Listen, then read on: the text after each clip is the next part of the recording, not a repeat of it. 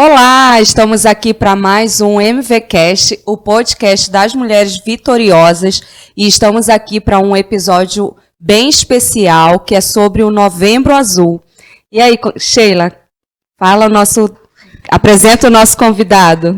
Então, hoje a gente está recebendo aqui uma pessoa que vai trazer um nível de instrução, assim, elevado para esse Novembro Azul. Vocês que já acompanharam, a gente tem uns programas especiais, uns episódios do Setembro Amarelo, do Outubro Rosa, que estão aqui no canal do YouTube da ADVEC, e agora a gente vai poder apresentar um conteúdo especial referente ao Novembro Azul, que é um mês, né, de campanha de conscientização e prevenção ao câncer de próstata.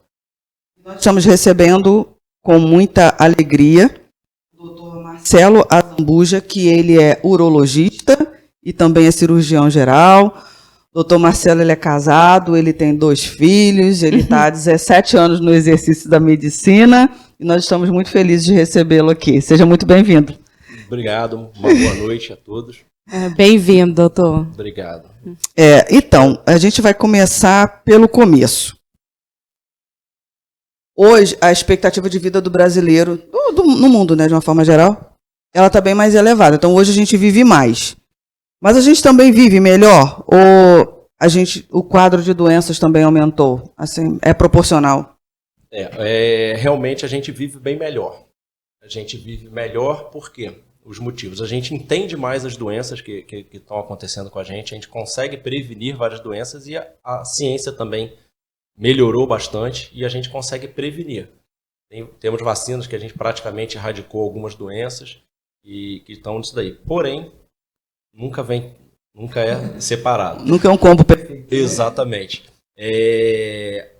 A saúde depende muito do nosso estilo de vida. Tabagismo, a alimentação influencia muito nisso daí.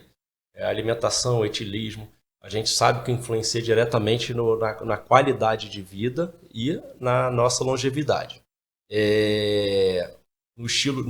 Na qualidade de vida, por exemplo, a obesidade, que está muito associada, e hoje temos muito obesos, ele influencia em muitas doenças, né, qualidade de vida da pessoa também e, no caso, no câncer de próstata também influencia. Sim, então, na verdade, assim, a gente está vivendo mais, a gente tem uma melhora na qualidade de vida, mas isso também não dá para mascarar que existe uma quantidade de doenças que acabam vindo em função mais da qualidade de vida que as pessoas adotam, né? Do estilo de vida que as pessoas adotam. Exatamente, exatamente. O estilo de vida influencia muito, né? Os homens, a história mostra isso, né? Que os homens, eles estão sempre muito mais expostos ao perigo do que as mulheres, né? De uma forma geral. Os homens vão às guerras, né? Só para exemplificar. Mas essa exposição ao perigo que os homens se submetem é o principal fator pelo qual eles vivem menos do que as mulheres? Ou a negligência em relação à saúde é muito pior do que essa exposição ao perigo?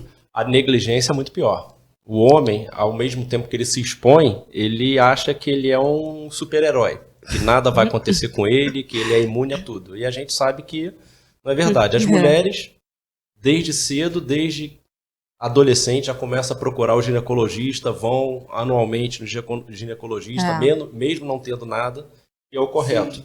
É o que a Sociedade Brasileira de Urologia ela tenta fazer com o urologista. Ela tenta fazer com que o urologista fique sempre, que acompanhe esse médico, esse paciente sempre para exatamente fazer o mesmo papel. E descobriu a doença, encaminha o paciente para a especialidade. Está com problema no coração, a gente identifica, encaminha para o cardiologista.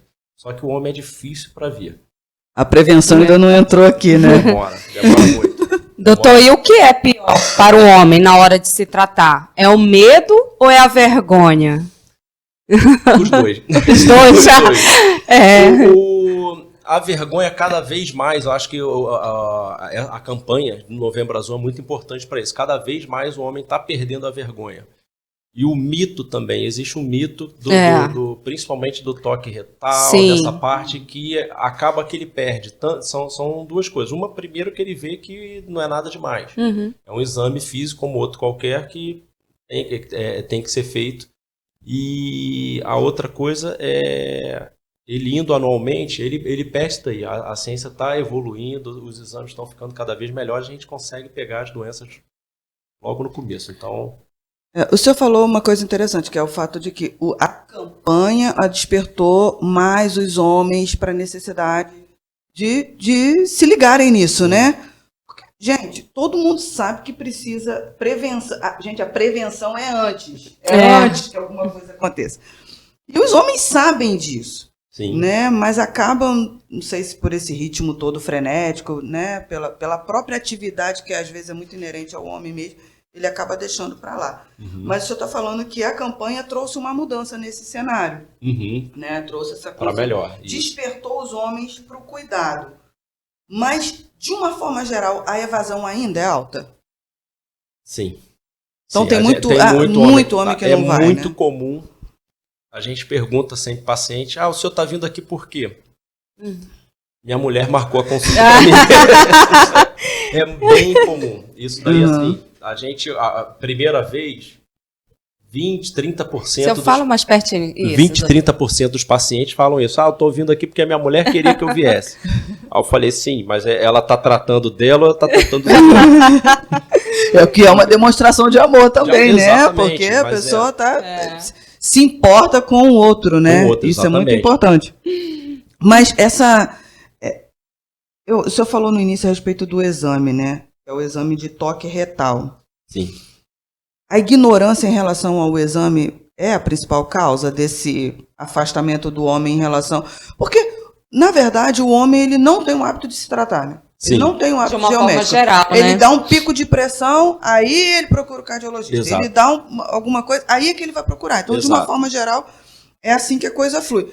E em relação às questões ao câncer de próstata também, acaba fluindo dessa maneira, né? Sim. Ele primeiro tem que sentir alguma coisa para depois ir lá. Para depois ir lá. E isso é muito da ignorância em relação ao exame. Ao exame, não exatamente. E não é apenas o toque. O toque é um complemento do exame. O exame é o PSA que a gente faz, que é um exame de sangue simples.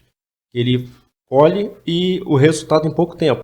Você pode continuar falando em relação à questão Dos exames, sim. O PSA é um exame de sangue. Então, num simples exame de sangue e um exame físico, no caso o toque retal, a gente consegue já precisar detectar, bastante, né? Exatamente, se a pessoa tem o câncer de próstata ou não. Então é muito importante. O paciente indo anualmente também, porque não é só um valor absoluto. Se fosse isso, a máquina fazia para a gente. Mas é uma pessoa que está ali, então a gente precisa, algumas vezes, de um ano para o outro, aumentando bastante, a gente também é um indicativo de que pode ter um câncer, que a gente tem que fazer alguma coisa, uma biópsia, ou aprofundar a investigação. Mas o mais importante que a gente precisa frisar aqui vocês, homens, precisam se conscientizar, né? Se amar a ponto de procurar tratamento, de procurar ajuda antes que alguma coisa aconteça, porque tempo é cura, né? Sim. Tempo é vida. Então, quanto antes vocês forem... Qual o câncer que hoje mais atinge os homens? Câncer de pele. Ainda é o primeiro. E aí, o câncer de próstata é o segundo. É o segundo que mais atinge os homens. Os homens, por sinal, não usam protetor solar também, não faz aquela... O estilo de vida responde muito, como o senhor falou, pelas consequências, né, na saúde. Com que idade que o senhor está falando que os homens precisam fazer esse acompanhamento anual? Anual, né? exatamente. Porque, óbvio, né, você vai fazer um exame e nunca mais vai voltar lá, não adianta muita coisa. Com que idade que os homens devem começar a realizar esse exame preventivo e de quanto em quanto tempo que esse exame tem que ser repetido? E aí eu vou pedir só para, no final, o senhor falar sobre a questão do histórico familiar. Sim. Se quem tem histórico familiar de câncer de próstata precisa ter uma atenção especial em relação a isso. O Novembro Azul é exatamente pega o mês, que é para tentar conscientizar. Uma vez por ano ele precisa ir. A partir dos 50 anos, os homens que não tenham nenhum tipo de fator de risco. Quais são os fatores de risco? Exatamente parente de primeiro grau que tenha câncer de próstata, pai, avô, tio, obesidade e a raça negra. A raça negra também tem uma maior. Esses três, tendo fator de risco, qualquer um dos três, começa-se antes, começa com 45 anos, anualmente. Anualmente. A partir de 50 anos e anualmente os homens precisam fazer isso. Os meninos, os adolescentes, jovens, Não precisam. A incidência é muito baixa. Doutor, e como nós estamos no Novembro Azul, mas de uma forma geral, os exames, eles são indispensáveis, né? Uhum. Tanto para nós mulheres, quanto para os homens também. Então, quais são esses exames que todo homem deve fazer? Tá. Né? Não só esperar... Sim, não só da área da urológica. Exato, Sim. mas de uma forma geral, né? Como o senhor até falou da questão da qualidade de vida, para acompanhar. Os exames básicos para o homem fazer deveria ser um exame de sangue, que a gente consegue ver o hemograma completo, se tem algum tipo de anemia, ver a glicemia dessa pessoa, desse paciente, ver o colesterol, como é que está. Que o colesterol ele pode aumentar, mesmo com uma alimentação saudável, ele pode estar aumentado, a glicemia também. Em relação ao exame de imagem, é importante a gente fazer uma colonoscopia também, acima dos 45, 50 anos, dependendo do caso, e repetir esse exame, endoscopias também. E no caso do câncer de próstata, é o PSA e o toque retal. Até mesmo para que ele dê continuidade e procure sempre melhorar essa qualidade de vida, né, doutor? De uma forma geral. A questão de alimentação. Exatamente. E é engraçado que depois da primeira vez que o paciente vai, algumas vezes começa com 50 e poucos anos, ele costuma voltar anualmente. Costuma. Porque ele perdeu exatamente aquele mito da primeira consulta de que o urologista é um médico diferente. Ele vai ver que não tem nada. E aí ele começa a ir. Aí ele perde aquele preconceito e acabou. Normalmente a pessoa que frequenta uma academia, que faz uma atividade física e tal, ele tende a procurar o médico de forma preventiva ou uma coisa não tem nada a ver com a outra? Não, geralmente a pessoa que se cuida mais, ela procura mais o médico. Tem até pacientes jovens que vão com 30 anos. Doutor, eu vim fazer. Eu falei, não precisa. Aí eu tenho que explicar, porque não tem e não vai interferir. É uma mudança de paradigma mesmo, exatamente, né? Não Mas tem... a pessoa que geralmente que procura a academia é uma pessoa que já tem o cuidado com o corpo, é uma pessoa que quer se cuidar. Se preocupa com a saúde. Se preocupa mais. Quais são os exames? Aí já falando especificamente sobre a próstata, né? O câncer de próstata. Quais são os exames para que seja realizado esse diagnóstico precoce da doença? Então, assim, o senhor já falou do toque retal, do exame de sangue, que é o PSA, né? Antígeno prostático específico. Isso. É isso aí que ele falou. E aí, geralmente pede-se ultrassonografia também, né? Ultrassom é pra gente... É porque as pessoas... o Novembro Azul é para o câncer de próstata. Só que a gente quer saber... A doença mais comum da próstata é a hiperplasia. É o crescimento benigno da próstata. Ela vai crescer. Todo homem ele só precisa viver mais tempo que ela vai crescer. E o próprio PSA vai aumentar também. O homem, quanto mais velho, maior é o PSA. Porque a próstata cresce mais, produz mais... PSA e vai ter um PSA elevado, tanto que a escala do PSA é de acordo com a idade. Então não adianta só fazer o exame do PSA, porque pode dar elevado e isso dá a impressão de que é alguma coisa e não é. Então um exame não exclui o outro. Ótimo. Um complementa o outro. O PSA somente tem até um estudo que mostra isso. A pessoa que só faz o PSA com o toque normal e com o toque alterado. Exponencialmente, quanto maior o PSA e com o toque alterado, é quase 100%. Chega a 95%, de acordo com o valor do PSA. PSA acima de 50%. com toque alterado, 95% dos pacientes têm o câncer de próstata. Então, uma coisa não exclui a outra, né? Os exames precisam ser feitos em conjunto. Doutor... Desculpa, o que eu esqueci. O diagnóstico final de câncer é sempre feito através de um exame. A gente tem que pegar uma amostra, geralmente é biópsia de próstata. Apesar de que hoje em dia algumas pessoas estão fazendo a cirurgia e depois vendo direto na amostra. Daí é uma coisa bem nova que estão fazendo agora, que ainda está em estudo ainda. Mas o que a gente faz é biópsia de próstata, ali que confirma, tem câncer ou não tem câncer. Até então a gente pode sugerir, pode fazer tudo, mas quem diz câncer ou não é a biópsia. A biópsia, entendi. Doutor, e quais são os principais sintomas da pessoa, né, do homem que tem o câncer de próstata? Principalmente para esse homem que nunca realizou um exame. É uma doença silenciosa? Sim. Ou dá algum alarme? Infelizmente, quando dá alarme, em 95% dos pacientes ela já é uma doença bem avançada, que a gente não consegue tratar tão bem. É uma doença muito silenciosa. Os sintomas de alarme geralmente são um sangramento, dor. Ele pode ter geralmente dor óssea, que aí já fala a favor de metástase. Ele tem poucos sintomas. Quando dá o sintoma, é porque já está muito avançado. Então, e ao contrário, a gente pegando uma doença precoce, ou seja, inicial, 90% de chance de cura.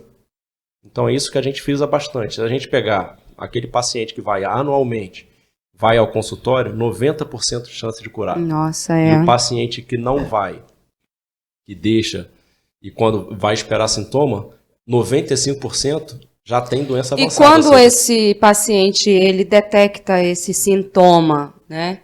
Qual é o primeiro passo? O que ele deve fazer ali? Procurar o urologista. Direto o urologista. Exatamente, direto o urologista. A gente conversa, pede os exames, examina. Muitas vezes tem que acalmar o paciente também, para a gente realmente chegar a um diagnóstico.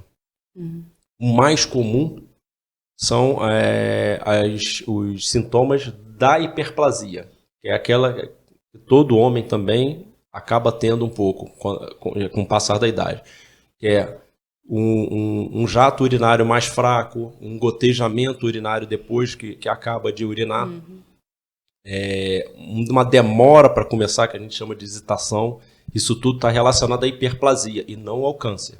Então tem muita gente que confunde. Doutor, estou com câncer. Por quê? Não, porque eu não estou conseguindo urinar.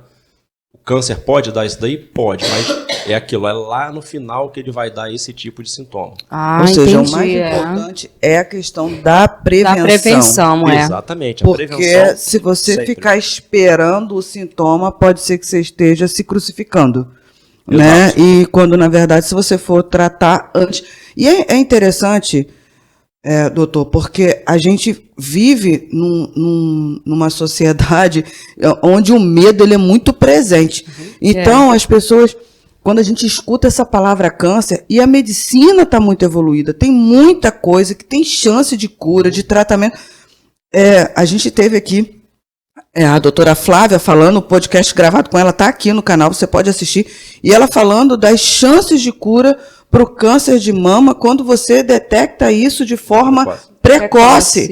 Então, a importância de você procurar uma orientação, um acompanhamento médico para evitar que você morra antes da hora e de forma desnecessária, né? Exato. Porque você pode muito bem viver bem, viver qualidade de vida, mesmo se você tiver que atravessar um câncer pelo meio do caminho. O senhor estava falando aqui no início sobre a questão de fatores que influenciam o desenvolvimento do câncer. E aí a gente está falando especificamente do câncer de próstata, então vamos focar nele aqui. O senhor falou da questão da obesidade, né? Falou de alguns fatores iniciais que devem ser observados. Aí eu queria perguntar para o senhor o seguinte: os fatores emocionais, eles também influenciam na vulnerabilidade do homem, como ocorre com as mulheres, por exemplo, que as mulheres são muito suscetíveis, né? Também. O estresse cai muito a imunidade da pessoa e aumenta também uma série de doenças, e o câncer também é uma delas. A pessoa que é mais estressada, que ela está num nível de estresse maior, ele tem mais doença. A obesidade, a alimentação com excesso de proteína vermelha, excesso de gordura, diretamente ligado ao câncer de próstata também. Sedentarismo também influencia Sedentarismo muito. que aí acaba influenciando em tudo. É que, na verdade, o organismo é um só.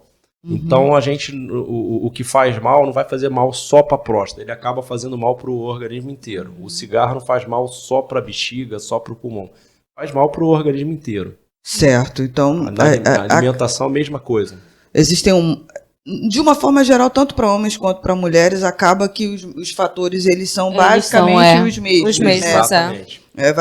Vai fazer mal para o ser humano, e não Exatamente. especificamente para o homem e para a mulher. A gente conversou aqui, por ocasião do Outubro Rosa, e a doutora Flávia estava falando o seguinte, que para mim foi até uma surpresa quando ela falou isso, o fato de que a campanha do Outubro Rosa fez com que aparecesse um número maior de casos de câncer. Por quê? Porque você investiga mais, então você acaba descobrindo mais. Isso também aconteceu com o Novembro Azul? Também. Porque eu até anotei aqui que a campanha no Brasil, ela começou em 2011. Sim. Então ela é mais recente, né? Então teve um aumento do número de casos. Também. A partir do momento que a gente começa a procurar, a gente vai achar. Certo. E inicialmente a gente procurou, a gente sempre tem um aumento maior, depois começa realmente a ser a curva de acordo com o que acontece no mundo. Que não é tão grande assim, mas a gente tem que pesquisar. A gente tem que pesquisar sempre. Certo, então aumenta o número de casos, mas o senhor também está falando que as chances de cura também são muito grandes, né? Examina-se mais, descobre-se mais e cura-se mais também. E até mesmo o fato de estimular eles a questão do diagnóstico precoce, né? Com certeza. Agora, o senhor podia falar para a gente o seguinte, a questão da anatomia. O homem e a mulher têm corpos completamente diferentes, né? Pelo menos para um leigo, eu não sei se para um cientista, mas de uma forma geral a gente olha, a gente observa que a anatomia e o metabolismo do homem também é diferente, né? Do metabolismo da mulher. A mulher tem toda aquela questão dos hormônios, né? Questão hormonal, que retarda o metabolismo e tal. O homem geralmente tem um metabolismo mais acelerado, né? A resposta física ao tratamento do câncer, ela é diferente do homem para a mulher? A resposta, cada câncer ele funciona de um jeito diferente. No caso, o câncer de próstata ele depende diretamente da testosterona. Então, um dos tratamentos, tinha-se muito antigamente, era o bloqueio hormonal, a gente tirar a testosterona do homem. Pode ser tanto medicamentoso ou até em casos extremos que fazia antigamente, hoje em dia é muito, muito menor.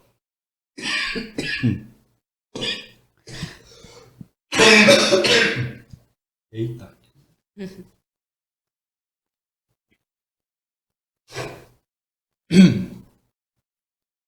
Voltando. Hoje em dia a gente faz muito menos. Hoje em dia. Calma. Todo mundo aproveita. Força uma tosse maior que aí já sai.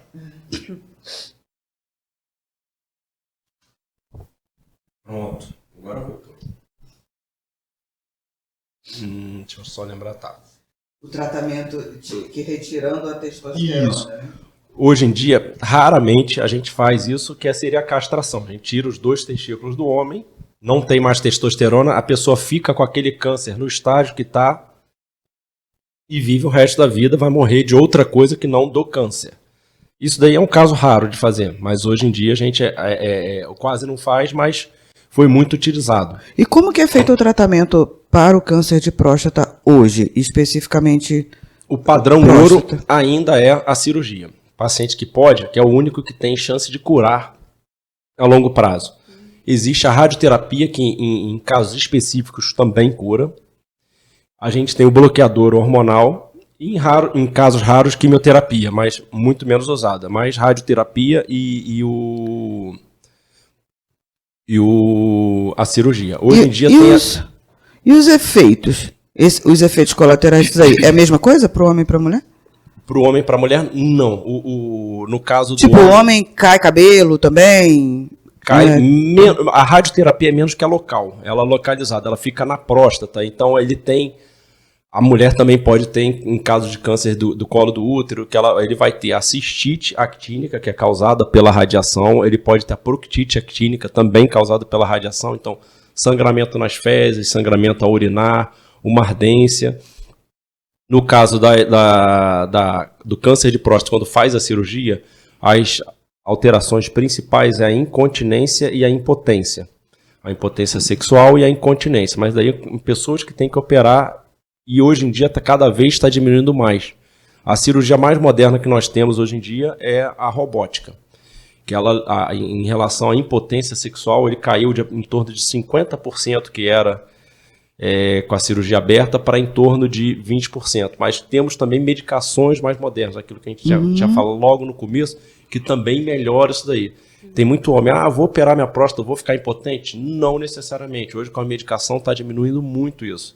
Então tem muito preconceito, tem muito homem que fala isso no consultório também. Doutor, eu prefiro morrer com câncer do que operar, porque... Só que é uma besteira, porque cada vez a ciência está melhorando mais e esse paciente vive melhor. Então a ignorância pode condenar o homem mais do que a própria doença, né? Também. A ignorância em relação ao exame, em relação aos efeitos colaterais. E segundo a sua experiência, doutor, os homens, eles seguem o tratamento corretamente, sozinho, ou ele precisa ali daquele empurrão da esposa? Inicialmente, muitos vêm com aquele empurrãozinho e depois sim. Depois que ele perde aquele medo, perde aquele preconceito, ele vê que não é ou nada até demais. Mesmo quando ele leva aquele choque de realidade, né? Eu não tive, graças a Deus, nenhum paciente que fugiu depois que ele teve o diagnóstico de câncer de próstata. Ele pode até, não, doutor, eu prefiro operar com outro paciente, com outro médico que eu já acompanhava. Não tem problema. O problema é não operar, ou então não acompanhar. Mas ele tem que fazer alguma coisa. Que existe também, hoje em dia, é muito comum o acompanhamento do câncer de próstata. A gente acompanhar o paciente durante alguns anos, 4, 5 anos. Aí quando a gente percebe que ele vai ficar um pouquinho mais agressivo, a gente opera. Isso daí também é comum. Então, na verdade, ele pode descobrir o câncer e não operar, fazer nada. Não fazer nada. Hoje em dia é comum isso. É diferente, então, né? A dinâmica do câncer de próstata é como diferente. ele leva a vida? Normal. Assim, normal? Tem pacientes que falam, doutor, eu tô com câncer, eu quero operar. Aquilo que você tinha falado. Tô com câncer, eu quero operar agora. A pessoa é muito ansiosa, então a gente opera. Mas você pode aguardar alguns anos, é claro, são pacientes estudados previamente e com controle, aí deixa de ser anual, passa a ser trimestral, a ter vários critérios para a gente poder seguir, para a gente acompanhar com segurança.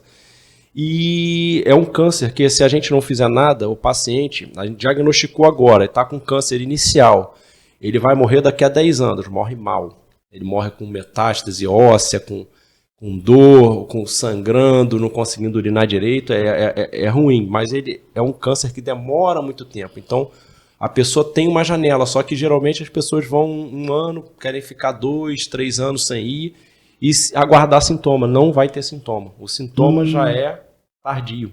Entendi. É complicado, né? Na verdade, para o homem, ele vai ter que lidar muito com a iniciativa, com a questão de romper com esses preconceitos, que muitas vezes são coisas que não têm o menor fundamento, né? O senhor está falando aqui umas coisas, gente, como é que pode? A gente é completamente diferente do que a gente imagina, né? A dinâmica da doença é diferente, a forma como ela se desenvolve no corpo do homem, essa questão que o senhor falou agora, de que o homem pode descobrir a doença. E dependendo do caso dele, do histórico pessoal, ele não vai fazer nada. Exatamente. Né? E ele vai viver uma vida normal em relação àquilo ali. Ele vai ter que ir ao urologista mais vezes. Mas ele vai já perdeu acompanhar. o medo. É um paciente que já perdeu o medo.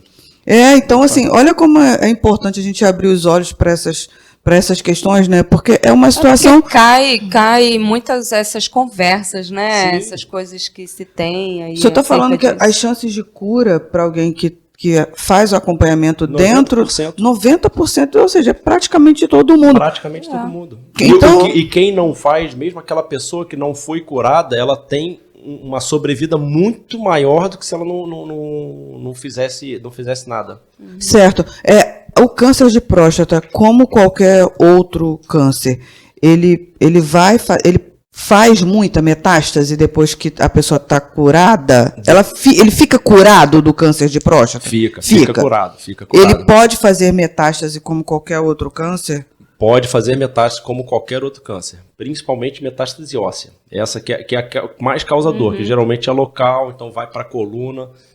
E ela tem uma característica que ela diz como se comesse o osso, ela destrói o osso. Então o paciente sente dor por isso, começa a encurtar o disco articular, então começa a dar muita dor.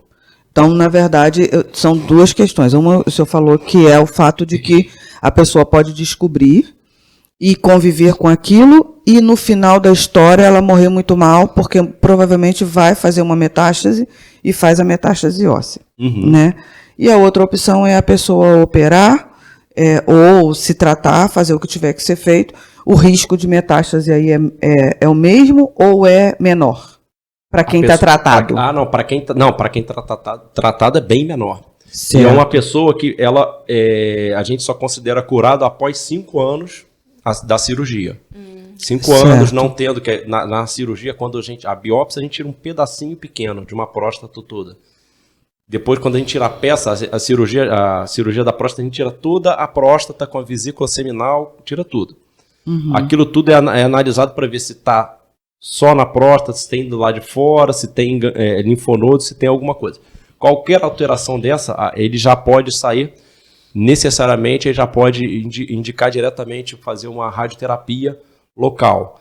Não teve nada, tá tudo direitinho, é só na próstata, fica acompanhando inicialmente trimestralmente com PSA, depois vai espaçando um pouquinho mais, até 2 vezes por ano e depois anualmente. Certo.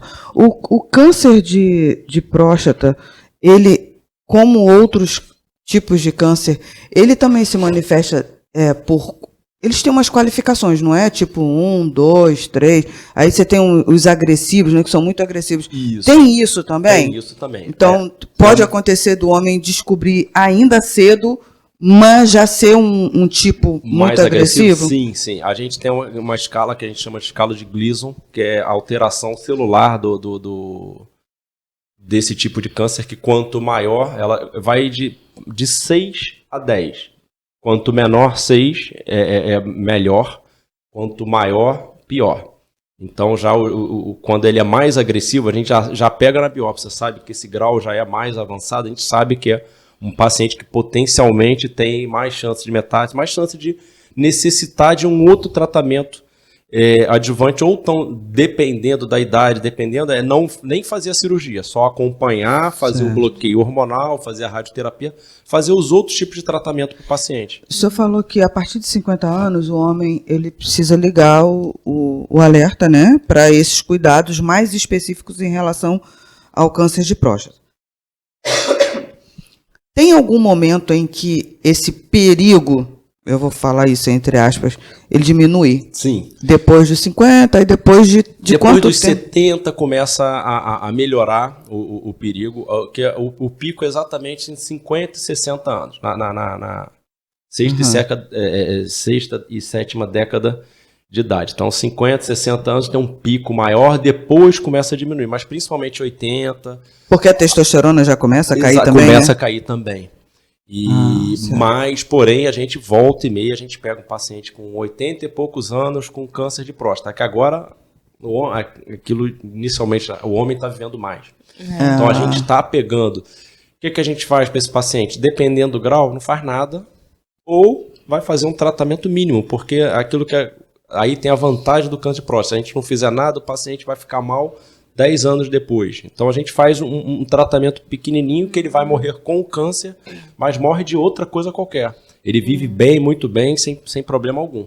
Ou seja, o que a gente precisa mesmo é conscientizar a classe masculina da importância de você romper com esses medos e preconceitos aí, procurar um médico, porque existe vida na prevenção. E também esse cuidado desde jovem, né, doutor? É a questão, até quando a doutora esteve aqui, né, ela estava falando muito sobre a questão da alimentação, exercício físico. Isso também vale para o homem, né, doutor? Não só para o câncer de próstata. Cria uma reserva, né? Vai impactar a vida toda. A vida toda. Porque é uma coisinha que a gente faz lá, um hábito que a gente tem ruim desde o começo, ele vai acumulando. Com o passar da idade, só vai piorando. É uma pessoa que gosta muito de comer gordura, por exemplo, que ela tem um colesterol alto, aquela gordura vai acumulando na parede dos vasos, vai acumulando. Lá no futuro que ela vai ter o problema. Mas foi da vida inteira dela fazer aquilo, não é de um momento. Então, é claro que vale a pena. Eu comi a vida inteira besteira, agora eu vou parar de comer. Vale a pena? Claro que vale. Mas o ideal é que nunca tivesse comido. E a pessoa que tem uma vida saudável, que faz uma alimentação saudável, que faz exercício regular, tem uma qualidade de vida muito melhor. Certo. Na minha família, a gente conviveu com um idoso que passou pela experiência do Alzheimer, né? E aí faleceu já com a idade bem avançada. E isso eu estou falando da questão da qualidade de vida, e é impressionante, porque ele faleceu de Alzheimer com uma saúde de 100%, assim. Exatamente. Ótimo, porque tinha uma reserva de uma vida inteira de hábitos saudáveis. Então, é importante, né? Sim. Até na hora de morrer, a gente consegue influenciar de forma positiva, né? Ter uma morte mais sossegada, vamos dizer assim. A gente está caminhando para o final, para poder fechar, mas o senhor fica à vontade para falar. Olha, tem um assunto que eu acho que a gente poderia falar, o senhor fica à vontade, tá? Porque a gente não... se fiou dentro de um mapa médio de informações. Mas falou bastante coisa. Sim, isso. Eu acho que é muito esclarecedor a forma como o senhor fala, né? Porque vai descortinando uma série de coisas, e a gente precisa mesmo romper com esse domínio do medo e da ignorância. Mas para a gente fechar, eu queria pedir para o senhor o seguinte: se o senhor tivesse uma única chance de convencer um homem a ir ao médico, a fazer os exames, se você tivesse só essa chance de convencer esse homem, o que você diria para ele? Aproveite e fale para ele ali naquela câmera. Você que não quer ir no médico, não quer ir ao urologista, você foge. É simples. Daí não sou eu falando, é a ciência falando. 90% das pessoas com diagnóstico precoce se curam. 95% das pessoas que tem sintoma tem a doença avançada. Então, é dado estatístico. Se você procurar lá na frente, você acha muitas soluções. No final, a gente não tem muito tratamento, infelizmente, a gente ainda não possui. Então, procure o médico desde cedo. O homem leva o carro todo para fazer revisão anualmente, mas não vai no médico. Então, faça a revisão da sua máquina, que é muito importante. Isso é verdade. Ainda paga caro. Manda botar acessório, né? O homem gosta muito dessa. Também não vou falar muito não, que eu gosto dessas coisas também. Doutor Marcelo, muito obrigada, pela presença do senhor aqui conosco. Eu tenho certeza que vai abençoar a vida de muitas pessoas, de muitos homens, né? E a gente vai ficar com esse podcast liberado para consulta. Então, assim, é um entendimento muito atualizado, né, da doença. Então, com certeza vai ser bênção para todo mundo, e que Deus abençoe o senhor lá no seu trabalho, que o senhor possa curar muitas pessoas, né, suas mãos possam trazer cura e estratégia. O senhor tem estratégia para convencer os homens a submeter o tratamento, né? Mas muito obrigada, por o senhor ter vindo. Obrigada, doutor, pela sua disponibilidade. Obrigado. E a gente aproveita e convida, manda o link desse vídeo aí, coloca o marido para assistir, manda pro pai, manda pro tio, pro avô, enfim. Dá uma oxigenada naqueles grupos de WhatsApp lá. Manda, porque foi muito esclarecedor aqui todas as pontuações que o doutor fez. Então, eu tenho certeza que vai abençoar também aí o seu familiar na sua casa. E nos acompanhe lá no Instagram das Mulheres Vitoriosas. Vitoriosas, e todos os nossos podcasts estão aqui no canal do YouTube, então aproveita para assistir aí os episódios que você ainda não assistiu, e tenho certeza que vai ser bênção. Então, até logo, tchau. Tchau, até logo.